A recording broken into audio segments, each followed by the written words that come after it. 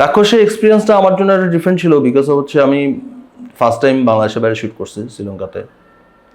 এর আগে আমার বাংলাদেশের বাইরে শ্যুট করা হয়নি, বাংলাদেশে করা হয়েছে। রাক্ষস অনেক বড়, অনেক ম্যাসিভ লেভেলে দেখতে চাইছে ডিরেক্টর প্রথম থেকেই। আমিও ফার্স্ট যখন ডিজাইন করি ছোটোভাবে চিন্তা করতে পারিনি, গল্পটা ছোটোভাবে চিন্তা করার মতো ছিল না, অনেক বড়োভাবে চিন্তা করতে হয়েছে। অনেক বড়, মানে ওই যে ক্যানভাস যেটা বলেন, ক্যানভাসটা আসলেই বড় করে চিন্তা করার কারণেই রাক্ষসটা বড়ভাবে চিন্তা করতে হয়েছে।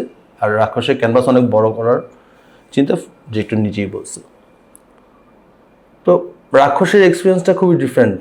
আমি আমার জায়গা থেকে রাক্ষসের কাজ করে আমি একটু আরাম পাইছি। এই কারণে যে আমি আমার একদমই নিজস্ব স্বাধীনতা, নিজস্ব ডিজাইন, নিজের মতো করে জিনিসটাকে টোটালি পুল আপ করছি, নিজের মতো করে ডিজাইন করছি। মানে কমার্শিয়াল সিনেমার এটা একটা সুবিধা যে আপনি যাই দেখাতে চান নিজের মতো করে ডিজাইন করতে পারেন, যেটা হচ্ছে একদমই রিয়েলিস্টিক সিনেমা এটা করা সম্ভব হয় না। তো একটা আর্ট ডিরেক্টর বা প্রোডাকশন ডিজাইনার যাই বলেন, একটা আর্ট ডিরেক্টরের একটা ভালো ব্যাপার থাকে যে যখন ও নিজের মতো ডিজাইন করতে তখন বেশি হ্যাপি হয় আর কি। রাক্ষসের ব্যাপারটাই পাইছি।